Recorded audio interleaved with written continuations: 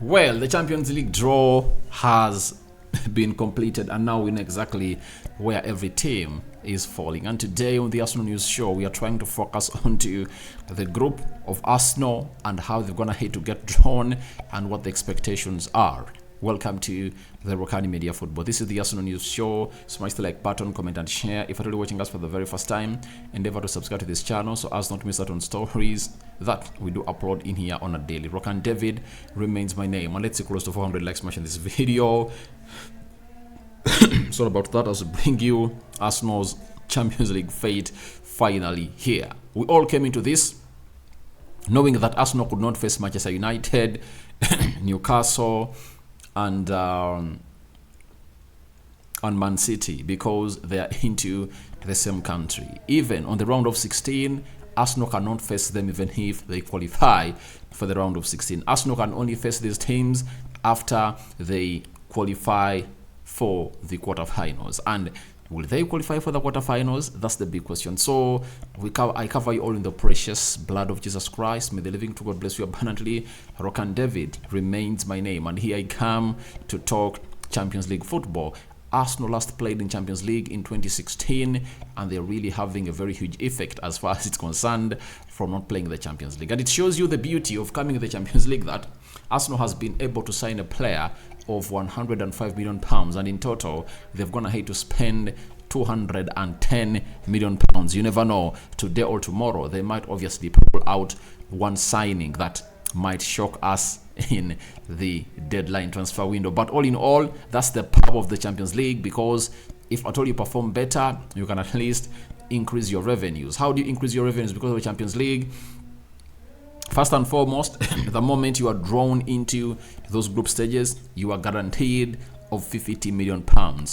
After £50 million, every time you host a match at your stadium of the Champions League, you obviously have some huge income you're obviously getting at the club. And remember, the tickets of the Champions League are really having a different price tag altogether. So that's how Arsenal is going to increase on its income flow. And don't be shocked if at all they attack the January transfer window again like they did in that of 2023. So let's start it off with the group that Arsenal has been drawn in. Now, in this group, the team that was seeded was Sevilla. That is Group B. Arsenal has been drawn in Group B, and the team that was seeded was Sevilla. Now, after Sevilla was seeded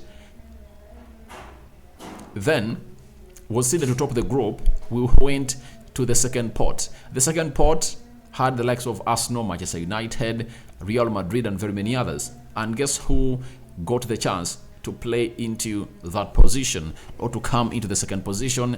That was Arsenal, right? So after Arsenal, we went to the third pot. The third pot saw Arsenal get another team known as PSV Eindhoven coming in from Netherlands. Remember, it's not the first time Arsenal is going to be facing PSV Eindhoven. Even last year, they faced PSV Eindhoven in the same UEFA Europa group that we're into, and they lost 2-0 away from home, in Netherlands, and at home they won by 1-0 against PSG. And guess what team completed the group of Arsenal? It was RC Rennes coming in from France. So that is the group of Arsenal. Arsenal has been drawn in Group D with them playing Sevilla, PSV, and RC Rennes. When I look at this group, to me, it's a soft group for Arsenal, and Arsenal have every weapon to top this group. I understand Man United faced it rough when they are playing at Sevilla, but I believe Arsenal won't go to that level to lose out on everything that they've gone ahead to work all for this season. Remember, they're having Thomas Partey, Declan Rice, and so on and so forth. I understand they're really having some limited exposure when it comes to the Champions League as far as their team is concerned. But all I know is that there is one person they're really having in there, that is none other than Mikel Arteta. Mikel Arteta has been part of the Champions League sessions at the team of Man City, and he knows exactly what it means to survive into the Champions League. And I really believe it's really going to work out like a charm for Arsenal. And I think Sevilla is the team to beat into that for Arsenal. But PSV, end of heaven, I think Arsenal looks a much more better team than how they were last season. The additions of Kai Havertz. Kai Havertz has some good Champions League experience and will take Arsenal to where they deserve to be. And people have been asking themselves, why did Arsenal have to sign Kai Havertz? This is the reason as to why Arsenal went in for Kai Havertz, and you're going to get to know why they went in for him. Then, RC Rennes, it's a team that Arsenal is going to beat home and away. I think the only team that can obviously force Arsenal to get a draw away from home is going to be Sevilla, but I'm 100% sure Arsenal will beat Sevilla at the Emirates. Arsenal will beat PSV home and away. They will beat RC Rennes home and away, and those are how many points, at these getting 6 from PSG and 6 from RC Rennes, those are 12. Getting 4 from Sevilla, those are 16. So I see Arsenal getting a minimum of like 15 points in this group. That is it. I see them topping it, and no one is going to stop them from obviously going to where they deserve to be, because it has been long since they last been here. But I think the variability of Gabriel Jesus, Zinchenko, Kai Havertz, those 3 players having some huge Champions League experience plus Jorginho, those 4, I think it's going to act well for the club of Arsenal, and they are going to base onto their experience to see to it that they really win this group. And it's winnable, and I think Arsenal, if they top that group, they're going to find themselves in a position of obviously going to the quarterfinals, because I really understand that there are teams that Arsenal are really going to face if at all they really top the group. But I believe Arsenal can obviously win this. But from Arsenal, allow me take you through how the other group stages really looking like into the Champions League. Now, let's go on. Group A has Bayern Munich, Manchester United, Copenhagen, and Galatasaray. That is it. Group B, Sevilla, Arsenal, PSV, and RC Rennes from France. Now, Group C is Napoli, Real Madrid, Braga, and Union Berlin. Group D, Benfica, Inter Milan, Salzburg, and Sociedad. Group E, Feyenoord, Atletico Madrid, Lazio, Celtic. Group F, PSG, Borussia Dortmund, Milan, Newcastle. Group G, Man City, RB Leipzig, CR Vienna, Young Boys. That is it. Then Group H has Barcelona, FC Porto, Shakhtar Donetsk, and Antwerp. Now, when you look at all these groups, if I told you are an Arsenal fan, you would pray for Bayern Munich to top Group A, because you cannot face Manchester United in the round of 16. That is it. Group C, you would pray for Real Madrid to top this group such that you can face Napoli if the draw leads you that side. Group D, you can pray to it that Inter Milan tops the group such that you can face Benfica or Salzburg.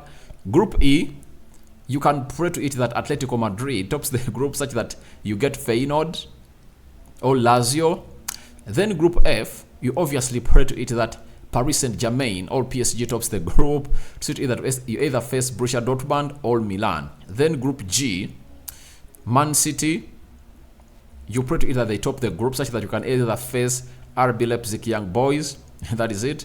And Group H, you pray to it that Barcelona tops the group such that you face FC Porto or Shakhtar Donetsk. So those are the permutations as far as it's concerned in here onto the Rokani Media Football. And if I told you an Arsenal fan, I think you are delighted for that group. And to me, what is the group of death? It's this. Group F is the group of death. Paris Saint-Germain, Borussia Dortmund, Milan, and Newcastle. AC Milan can put their situation for any team in here for you. Borussia Dortmund can. Paris Saint-Germain is rating themselves so they're not like how they were last time. Newcastle have strengthened hugely. It's another team coming in from the English Premier League to represent, and I think they can put there a very, very, very, very sounding battle to lift this group. And Man City, obviously, I see them topping their group. That is it. And who do I see getting through other groups? It's Bayern Munich and Manchester United for me. Group B, Arsenal and Sevilla. Group C, Real Madrid and Napoli. Group D, it's Benfica and Inter. Group E, it might be Atletico Madrid and Lazio, according to me. Feyenoord, I don't see it will be presenting to the fullest. Then Group F, I see Newcastle and PSG going through this group. Then Group G, I think Man City and RB Leipzig. Then Group H, it's obviously Barcelona and FC Porto. That is it for me, and I don't see any other teams doing better unless shocks coming in through. Like we've already seen other teams to come in through and really shock us onto this beautiful Champions League of football. Now, Pep Guardiola has been named the UEFA Champions League Coach of the Year 2022-2023, and Erling Haaland has been named the Men's Player of the Year 2022-2023. That is how big it was, and those are how the draws really went. And now I call upon for your reactions into the comment section below concerning these draws of the Champions League. Arsenal has been dropped in Group DB with Sevilla, Rennes, and PSV. Do you think Arsenal can get out of this group, guys? All that into the comment section below, and also react to the remaining groups that I'm gonna hate, obviously show you, because it's the Champions League and you now know where your beloved team falls as per now. So I sign out for now. See you later. I cover you all in the precious blood of Jesus Christ. May the living to God bless you abundantly. Rokani David remains my name, and my Muslim viewers and subscribers, Barak Lau Fikum.